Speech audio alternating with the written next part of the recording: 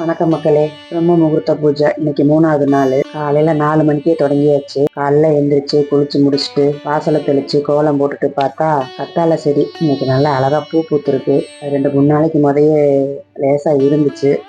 ஏதோ விட்டுட்டேன். இப்போ 2 நாள் ஆரம்பிச்சு பார்த்தா நல்லா ஹைட்டா நல்லா வளர்ந்துருக்கு. பார்க்க அழகா இருக்கு. இந்த செடியை வச்சு கிட்டத்தட்ட ஒரு 2 வருஷம் இருக்கும்.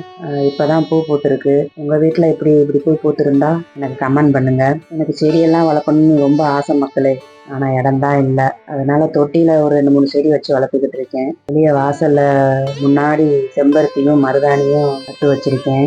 நிலவாசலை சுத்தம் பண்ணி அதுக்கு மஞ்சள் குங்குமம் வச்சுட்டு மாக்கோலம் போட்டுட்டு உருளியில பூ போட்டு நிலவாசல் முன்னாடி வச்சுட்டு பூஜை ரூமுக்கு போட்டோவுக்கு பூவெல்லாம் போட்டுட்டு விளக்குல எண்ணெய் ஊற்றி திரிய போட்டு விளக்கேற்றி சாமி கும்பிட்டாச்சு. இன்னைக்கு நெய்வேத்தியமா பேரிச்சம்பழம் படைச்சிருக்கேன். இன்னைக்கு நாளை நல்லபடியா தொடங்கியாச்சு. பிரம்ம முகூர்த்த பூஜை பண்றது உண்மையிலேயே நல்லா இருக்கு. நான் ஏற்கனவே 48 நாள் பூஜை பண்ணியிருக்கேன். அது நிறைவேறிடுச்சு.